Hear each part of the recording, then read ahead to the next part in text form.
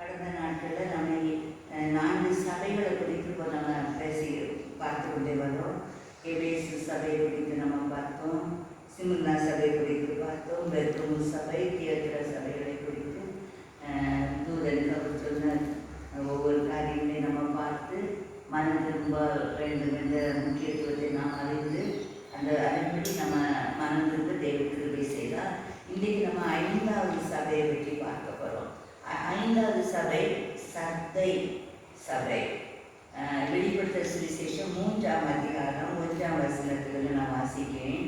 சர்தை சபையின் தூதனுக்கு நீ எழுத வேண்டியது என்னவெனில், தேவனுடைய 7 ஆவிகளையும் 7 நட்சத்திரங்களையும் உடையவர் சொல்கிறதாவது, உன் கிரியைகளை அறிந்திருக்கிறேன். நீ உயிர் உள்ளவன் என்று பெயர் கொண்டிருக்கும் செத்தவனாய் இருக்கிறாய். நீ விழித்து கொண்டு சாவுக்கு எதிர்வாய் இருக்கிறவைகளை ஸ்திரப்படுத்து. உன் கிரியைகள் தேவனுக்கு முன் நிறைய உள்ளவைகளாக நான் காணவில்லை. ஆகையால் நீ கேட்டு பெற்றுக்கொண்டவையை நினைவு கூர்ந்து அதை கை கொண்டு மனம் திரும்பு. நீ விழித்திராவிட்டால் திருடனை போல் உன்மேல் வருவேன். நான் உன்மேல் வரும் வேலையை அறியாதிருப்பாய். ஆனாலும் தங்கள் வஸ்திரங்களை அசூசிப்படுத்தாத சில பேர் சந்தையிலும் உனக்குண்டு. அவர்கள் பாத்திரவான்களானபடியால் வெண் வஸ்திரம் தரித்து என்னோட கூட நடப்பார்கள். ஜெயம் கொள்கிறவன் எவனோ அவனுக்கு வெண் வஸ்திரம் தரிப்பிக்கப்படும். ஜீவ புஸ்தகத்திலிருந்து அவனுடைய நாமத்தை நான் திருக்கி போடாமல் என் பிதா முன்பாகவும் அவருடைய தூதர் முன்பாகவும் அவர் நாமத்தை அறிக்கையிடுவேன். ஆவியானவர் சபைகளுக்கு சொல்லுகிறதை காதுள்ளவன் கேட்க கடவன் என்று இருக்கு. அப்போ எல்லாவற்றையும் எழுதுன்னு சொல்லி எழுத வைத்து இந்த பூமியில் இருக்கிற நாம் ஒவ்வொருவரும் அறிந்து கொள்ளும்படிக்கு தேவன் கிருபை செய்கிறார். 1ஆம் அதிகாரத்தில் நாம் பார்க்குறது என்ன சொல்கிறாருன்னா, இந்த தீர்க்க தரிசன வசனங்கள் வாசிக்கிறவனும் கேட்கிறவர்களும் இதில் எழுதியிருக்கிறவர்களை கை கொள்கிறவர்களும் பாக்கியவான்கள். காலம் சமீபமாக இருக்கிறது. அப்போ அவருக்கு வேண்டியது காலம் சமீபமாக இருக்கிறது. இதில் எழுதியிருக்க அவர் சொல்லி தூதன் மூலம் சபைக்கு எழுதப்பட்ட வார்த்தைகளை நம்ம வாசிக்கணும், நம்ம கேட்கணும், கை கொள்ளணும். அப்படி இருந்தால் நம்ம பாக்கியவானாக அவர் சொன்ன மாதிரி ஜெயம் கொள்ளுகிறவர்களாக அவருடைய வார்த்தையின்படி நம்ம ஆசீர்வதிக்கப்பட முடியும். இந்த சபையை பற்றி அவர் சொல்லும்போது அவர் என்ன சொல்லுறாருன்னா, இந்த சபை கிரியைகளினால் செத்த சபை. அப்போ சபை இருக்குது, ஜனங்கள் கூடி இருக்கிறாங்க, ஆனால் அந்த சபை இருந்து என்னன்னா செத்த சபை. அப்போ செத்த சபையா இருந்தா அதுல இருக்கிற அத்தனை ஆத்துமாக்களும் நரகத்துக்கு தானே போக முடியும். அப்போ அந்த சபைக்கு உயிர் விடணும். அதை இவர் சொன்னார். அவங்க என்ன சொல்றாங்களாம், நீ உயிர் உள்ளவன் என்று பெயர் கொண்டிருக்கும் செத்தவனாய் இருக்கிறான். அவங்க நினைக்கிறாங்க, நான் நல்ல ஆவியில அபிஷேகம் பெற்றவன், நான் நல்ல கர்த்தருடைய பிள்ளை, தேவன் என்னோடு அசைவாடுகிறார், உறவாடுகிறார், நான் கர்த்தருடைய பிள்ளைன்னு சொல்லி அவங்க உயிருள்ள தேவனுடைய பரிசுத்தமான ஆவிக்குரிய கிரியைகள் அவங்கள்ட்ட நடக்காது. நம்ம பரிசுத்த ஆவின்னு சொன்னாலே அது பிதாவுடைய ஆவி. அப்ப அந்த பிதாவுடைய ஆவி ஒருவருக்குள்ள வந்துன்னா எல்லாமே பழசெல்லாம் மாறி எல்லாமே புதியதாகத்தான் இருக்கும். அப்ப அந்த பழைய சுவாபம் நம்ம நம்மளே ஆராய்ந்து பார்க்கணும். பழைய சுவாபங்கள் நம்ம இடத்துல இருக்குதா? பழைய சுவாபம் இருந்தா நம்மளே நம்மளை சோதித்து அறிந்து நம்மள்ட்ட என்ன பாவம் இருக்குதுன்னு கண்டுபிடிச்சு அந்த பாவங்களை நம்ம மாற்றணும். மாற்றாவிட்டா நமக்கு நரகம் தான். அதனாலதான் அவர் கிளியரா சொல்லியிருக்காரு, நீ உயிருள்ளவன் என்று சொல்லியும் செத்தவனாக இருக்கிறார். இதுக்கு ஒரு மெயின் காரணம் என்னன்னு சொன்னா, இவங்க பெற்ற பரிசுத்த ஆவியான அபிஷேகம் சரியில்லை. ஏன்னா எல்லாரும் என்னுடைய அனுபவத்தில் நான் என்ன சொன்னேன்னா, எனக்கு சின்ன பிராயத்திலேயே நான் ஆண்டவருக்கு ஊழியம் செய்து கொண்டே இருக்கிறேன். ஆனால் எனக்கு ஆத்துமாக்கள் சரியாக கிடைக்கல. ஆத்துமாக்கள் கிடைக்காதவன எனக்கு தெரிஞ்சு என்னிடத்துல பரிசுத்தாவின் அபிஷேகம் இல்லாததுனால எனக்கு ஆத்துமா கிடைக்கலன்னு எனக்கு நல்லாவே என்னுடைய ஆவியில உணர்ந்து, எனக்கு கண்டிப்பா அபிஷேகம் வேணும் ஏசப்பா, அப்பதான் எனக்கு ஆத்துமாக்கள் உயிரடையக்கூடிய கிருபை எனக்கு கிடைக்கும். அதனால எனக்கு அபிஷேகம் வேணும்னு நான் ஏசாமிட்டு அழ தொடங்கினேன். அதே மாதிரி எந்த ஊழியக்காரங்க எனக்கு வீட்டுக்கு வந்தாலும் எனக்கு அபிஷேகத்துக்காக ஜெபம் பண்ணுங்கன்னு சொல்லி நானும் ஃபாஸ்ட் பண்ணி விழித்திருந்து நான் ஜெபம் பண்ணிகிட்டே இருந்தேன். ஒரு நாளைக்கு நல்ல தேவனுடைய பிள்ளைகள் 2 பேர் வீட்டுக்கு வந்தாங்க. அவங்கள்ட்ட நான் சொன்னேன், எனக்கு அபிஷேகம் வேணும் சிஸ்டர், எனக்காண்டி ஜெபம் பண்ணுங்க. அப்போ இவங்க என்ன செய்யறாங்கன்னா, இந்த வானத்திலிருந்து ஏசப்படுது நீண்டி எடுத்த அபிஷேகம் எனக்கு தருத மாதிரி, ஆண்டவரே நீங்க சகோதரி அபிஷேகம் சொல்லி அவ்வளவுக்கு அவங்க தேவனோடு இருந்து பேசிக்கொண்டே இருந்தாங்க. உண்மையாக அவங்க ஜெபம் பண்ணிக்கிட்டு இருந்தாங்க. அவங்க ஜெபிக்கிறதுல எனக்கு அபிஷேகம் உடனே கிடைக்கிறதுக்குள்ள தருணம் இருந்து. ஆனா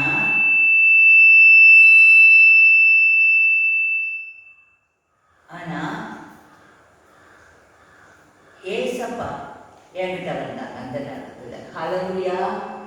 அபிஷேகம் கிடைக்கல,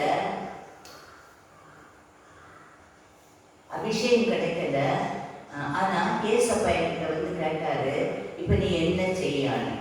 உடனே நான் சொன்னேன், ஏசப்பா எனக்கு அபிஷேகம் வேணும், நான் அவங்கள்ட்ட ஜெபம் பண்ண சொன்னேன், நான் அபிஷேகத்துக்காக காத்திருக்கேன்னு சொன்னேன். ஆண்டவர் என்ன சொன்னாரு தெரியுமா? உனக்கு இப்போ வேண்டாம், நீ எப்போ அதுக்காக நீ ஆயத்தமாக இருக்கிறியோ, உன்னுடைய கிரியைகள் எனக்கு எப்போ பிரியமாக இருக்குதோ அப்போ உனக்கு அபிஷேகம் போதும், இப்போ உனக்கு அபிஷேகம் வேண்டாம்.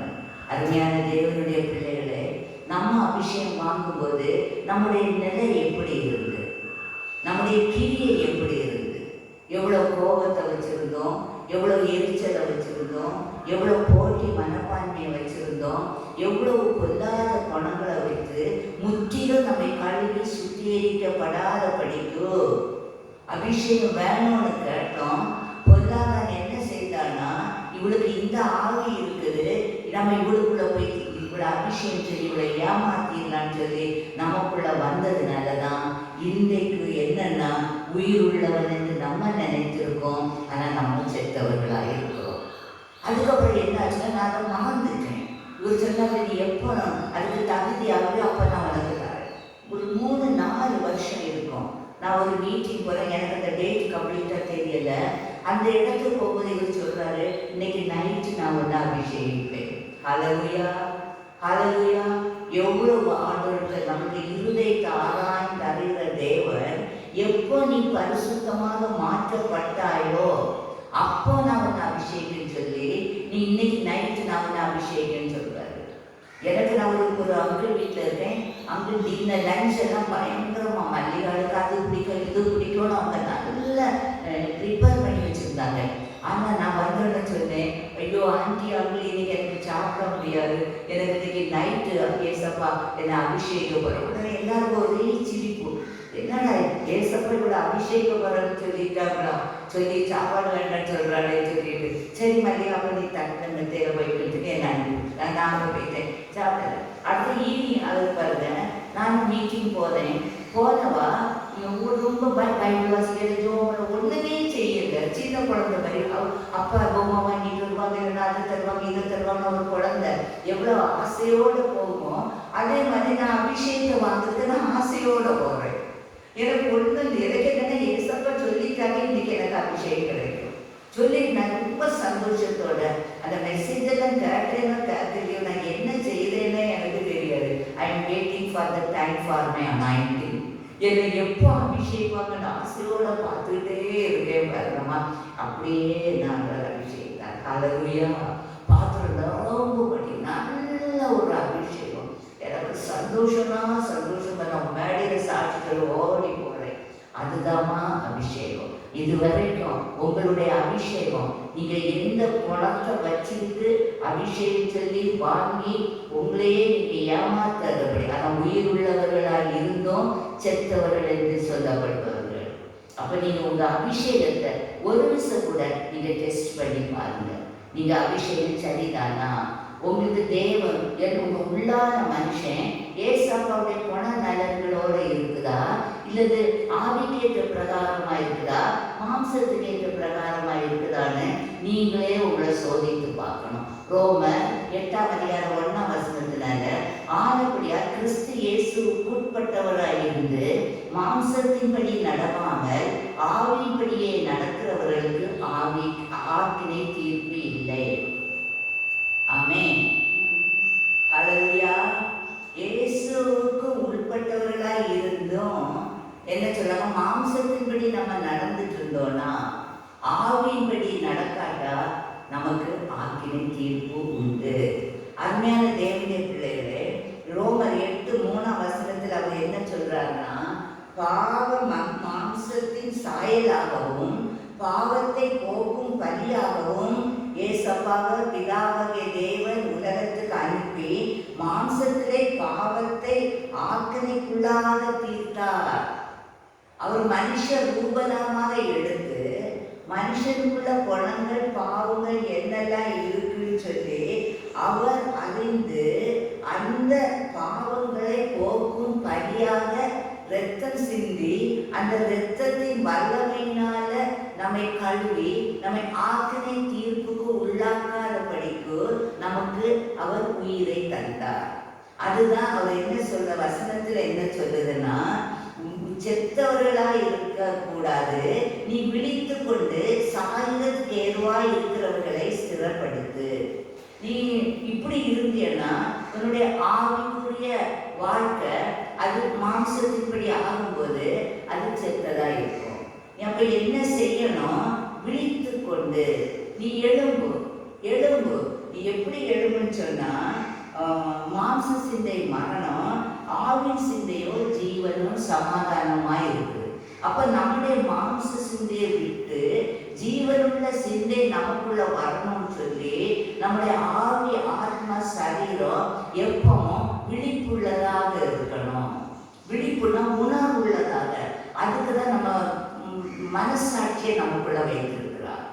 அந்த மனசாட்சி சொல்லும், நீ இப்படி நினைச்சேன்னா இது செய் மகளே, நீ நினைச்சது கரெக்டு. அப்ப நம்ம என்ன செய்துவோம். சில காரியம் செய்வது வேண்டான்னு மனசாட்சி சொல்லும். ஆனா நம்ம மனசாட்சிக்கு எதிர்த்து நம்ம செய்வோம். அதை ஆக்கினை தீர்ப்புக்குள்ளாக மாற்றப்படும். அதை நீ விழித்து கொண்டு நீ உன்னுடைய இருதயத்தை ஸ்திரப்படுத்து, பலப்படுத்துற கிறிஸ்துவனால எல்லாம் செய்ய அவராலே எனக்கு வல்லம் அவர் தந்தபடியினாலே நான் ஆசீர்வதிக்கப்பட்டவன் என்று சொல்லி தேவனுடைய மகிமையை நான் காண்பேன் என்று சொல்லி நீ விழித்து கொண்டு ஆமென் ஸ்திரப்படுத்து. உன் கிரியைகள் தேவனுக்கு முன் நிறைவுள்ளவைகளாக நான் காணவில்லை. நீங்க எல்லாரும் அவரவரை கொஞ்ச நேரம் சோதிச்சு பாருங்க. உங்க கிரியைகள் தேவனுக்கு முன்பாக நிறைவுள்ளதாக இருக்கிறதா? சோகமா, கவலையா, கண்ணீரா, உபத்திரவத்தை சைக்கிறதுக்குள்ள பலன் இல்லையா? பலனற்று போனேன்னு சொல்றீங்களா? அல்லது எப்பவுமே ஒரு சந்தோஷம் இல்லாம, சமாதானம் இல்லாம, துக்க முகத்தோட இருக்கீங்களா? நீங்க அந்த கிறிஸ்துவில் எப்பொழுதும் மகிழ்ச்சியா இருப்பதே உங்களுடைய பலன். நெகேமியா 8:10. அப்ப நீங்க பலன் இழந்தவன் என்று சொல்றீங்களா?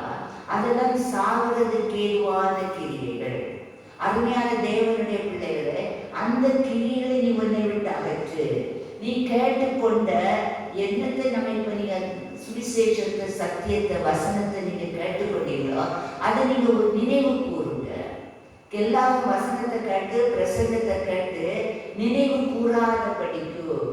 ஏன்னா பிரசங்கிக்கிற நானே ஆகாத என்று கண்டா என்னுடைய வாயின் வார்த்தைகள் பிதாவாகிய தேவனுடைய வார்த்தையாக, அவருடைய சத்தமாக, இருபுறமும் கருவுள்ள பட்டயமாக வார்த்தைகள் நமக்குள்ள வந்துனா அந்த வார்த்தைகள் எப்பவும் நமக்கு நினைவுள்ளதாக இருக்கும். அப்ப நினைவுள்ள வார்த்தைகள் எங்கு கிடைக்குதோ, உங்க ஆத்மாவை உயிர்ப்பிக்கிற உயிருள்ள சத்திய வார்த்தைகள், சத்தியத்தின்படி போதிக்கிற வார்த்தைகள் எந்த இடத்துல கிடைக்கிறதோ அந்த இடம்தான் உங்களை நடத்துகிற ஆசீர்வதிக்கப்பட்ட ஒரு இடம். அப்ப நீங்க கேட்டுக்கொண்ட அதை நீ நினைவு கொண்டு அதை நீ கை கொண்டு மனம் திரும்பு. இப்ப அவர் என்ன சொல்றாரு, நீ விழித்திரு. உன்னுடைய ஆத்துமா உனக்கு என்ன செய்ய வேண்டும் என்று சொல்லுகிறதோ அந்த ஆத்துமாவை நீ கீழ்ப்படி. அந்த ஆத்துமாவை அவர் உனக்குள்ள உயிருள்ள சாட்சியாக வைத்திருக்கிறார். அதுதான் ஆவி. சரீரம் அவருடைய உயிர்த்தெழுதலின் வல்லமையினால பாவத்துக்கு மரித்தது. ஆனா ஆவி என்ன ஆச்சுன்னா நீதி நிமித்தம் ஜீவனை பெற்றுக்கொண்டது. அருமையான தேவனுள்ள பிள்ளைகளே, நம்முடைய ஆவி ஜீவனுள்ள ஆவி. ஜீவனுள்ள தேவனுடைய ஆவி நம்முடைய ஆத்மா பெற்றுக்கொண்டதுனால அந்த ஆத்மா நீ என்ன கேட்டுக்கொள்கிறையோ அதன்படி நீ நடத்தப்படுவதற்கு அது உனக்கு ஏதுவாக உதவி செய்யக்கூடியதாக இருக்கும். அதை நீ என்ன செய்யணும்? கை கொள்ளணும். அவர் சொல்றார், அதை கை கொண்டு மனம் திரும்பு. நீ விழித்திராவிட்டால் திருடனை போல் உண்மையில் வருவேன். நான் உண்மையில் வரும்போது வேலையை நீ அறிய மாட்டான். திருடன் எப்போ வருவான் நமக்கு தெரியாது.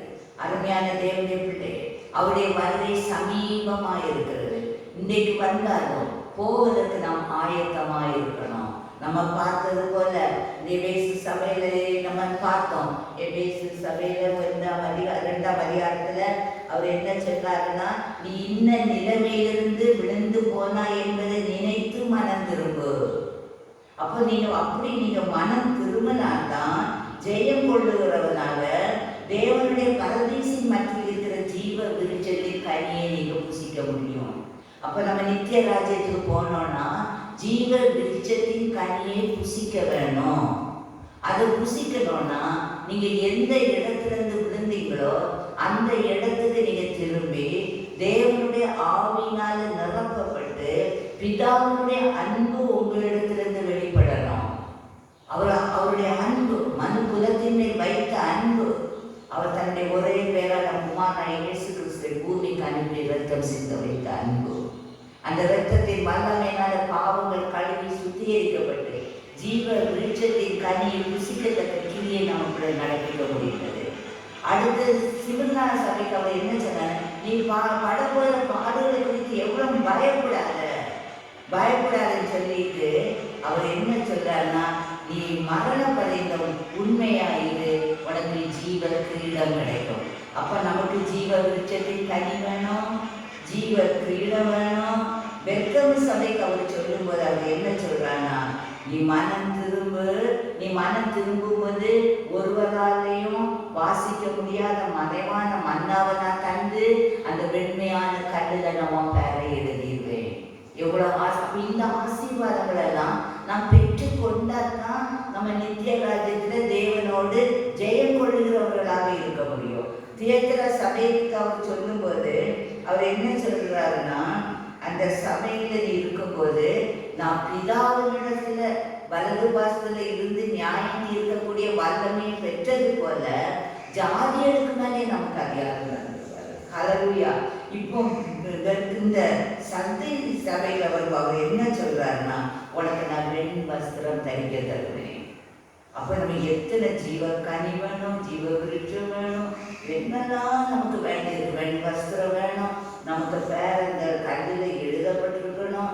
எவ்வளவு காரியங்கள் நமக்கு செய்ய வேண்டியதாக இருக்குதுன்னு பார்த்தீங்கன்னா, நாம் மனம் திரும்பணும், கர்த்தருடைய சத்தத்துக்கு கீழ்ப்படியணும். அவருக்கு ஒப்பு கொடுக்கும்போது தான் நாம் நித்திய ராஜ்யத்துக்கு போக முடியும். அவர் என்ன சொல்றாருன்னா, நீ மனம் திரும்பி அவருடைய பிள்ளையாக நீ மாற்றப்படும்போது உனக்கு வெண் வஸ்திரம் தரிக்கப்படும், ஜீவ புஸ்தகத்தில் பெயர் எழுதப்படும், பிதா முன்பாகவும் அவருடைய தூதர் முன்பாகவும் அவர் நாமத்தை அறிக்கையிட முடியும். அப்போ நம்ம பாவத்திலிருந்து முதல் விடுதலை ஆகி ஆவிக்குள்ளவர்களாக மாற்றப்படுவது அதே ரோமர் 8ஆம் அதிகாரம் 14ஆம் வசனத்தில் சொல்றாரு, மேலும் எவர்கள் தேவனுடைய ஆவியினாலே நடத்தப்படுகிறார்களோ அவர்கள் தேவனுடைய புத்திரர் ஆகிறாங்க. ஆமென். அப்ப நம்ம தேவனுடைய புத்திரரானாதான் இன்னைக்கு அப்பாவுக்கு தான் என் பிள்ளைகளுக்கு தனக்கு பங்குல உள்ளதை உயிர் எழுத முடியுமோ, பத்திரம் எழுதி வைக்க முடியுமோ. எத்தனை பேர் ஒரு அன்னை தம்பி பிள்ளைகளை நம்ம உயிரா வளர்த்தாலும் அவங்க புத்திரர் தான். ஆனால் சுவீகார புத்திரங்களை நமக்கு சொத்து எல்லாம் கொடுக்க மாட்டோம். அப்போ அதே மாதிரிதான் பிதாவுடைய சித்தத்தின்படி மறுபடியும் பிறந்த அனுபவத்துக்குள்ள நம்ம வந்து ஆவியினாலே நாம் நிரப்பப்படும் பொழுது ஆவி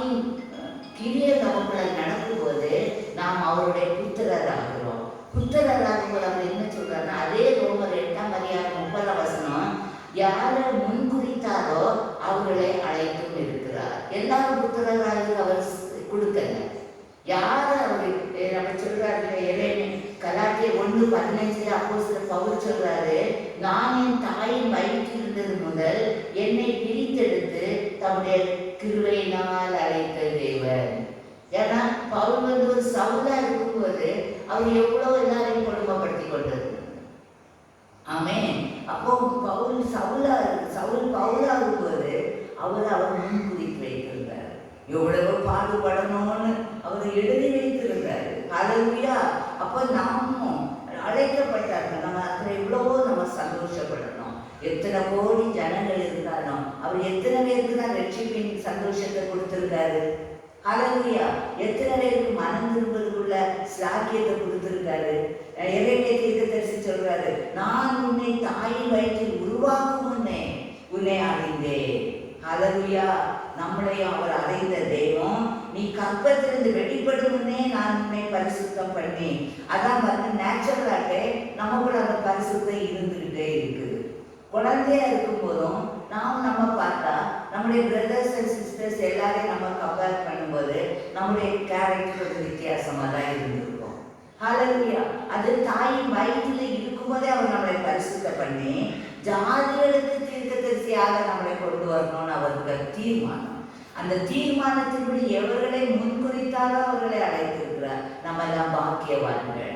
ஆண்டவருக்கு நன்றி சொல்வோம். ஆண்டவரே, நாங்க பாக்கியவான்கள். எங்களை நீங்க அழைத்து புத்திர சுவீகாரத்தை நீங்க தந்து உங்க சத்தத்துக்கு கீழ்ப்படிபடி செய்து உங்க ஆவியை பெற்று வெண்வஸ்திரம் தரித்து உங்களை மகிமைப்படுத்தி கிருபை தாரீங்களே.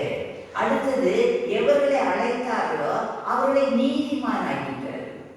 எனக்கு ரட்சிப்பு வேணும். ரட்சிப்புனா எப்படி? அவருடைய ரத்தத்தினால கழுவப்பட்டவங்க. நம்ம கேட்பாங்க, ரட்சிக்கப்பட்டீங்களா? எதுக்குதான் இந்த மாதிரி ஒரு கேள்வி கேட்பாங்கன்னு நிறைய பேர் கேட்பாங்க. நாங்கள் கடவுளுக்கு பிள்ளைதான், கோயிலுக்கு ஒழுங்கா போறோம், எல்லாம் இருக்கோம்.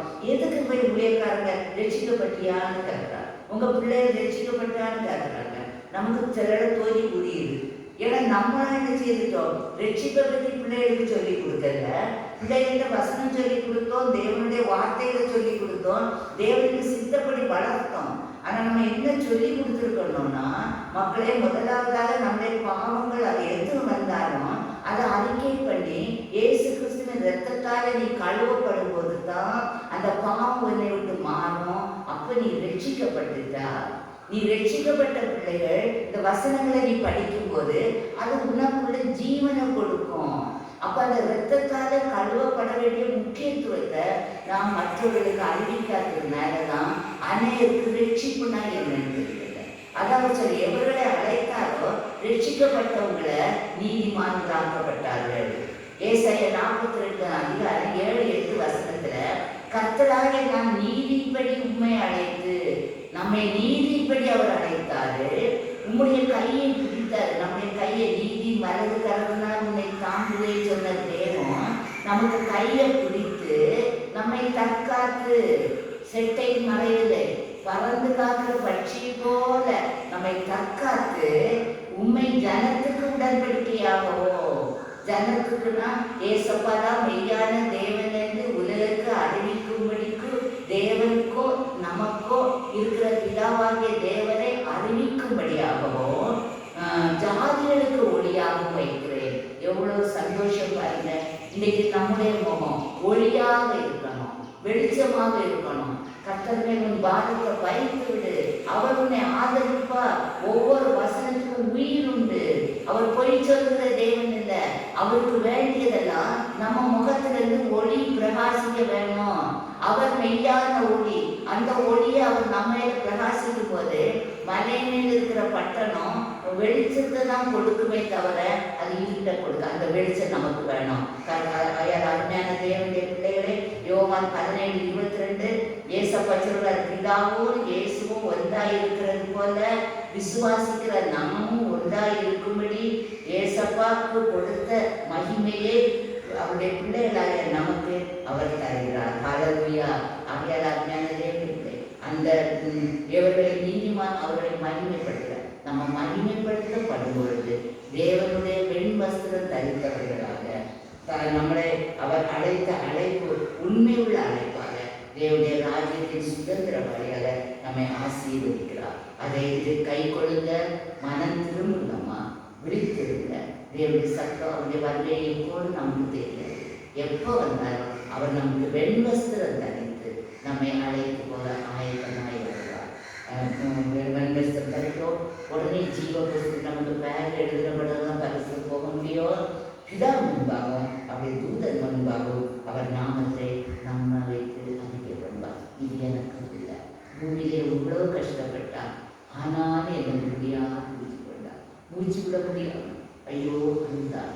ஆனால் தேவனுடைய சித்தத்தை அவர் நிறைவேற்றி இன்னைக்கு என்கிட்ட வந்திருக்கான்னு சொல்லி அவர் நம்ம மகிமை வைத்தார். எல்லா துதிக்கான மகிமையே கொடுத்து நம்ம தேவனுடைய பிள்ளைகளாக கிரியிலே செத்தவர்கள் இருக்காதபடி நம்முடைய கிரியை உயிருள்ள கிரியை அழைத்து மற்றவர்களை மீட்பிக்க தேவன் தான் உதவி செய்வாராக.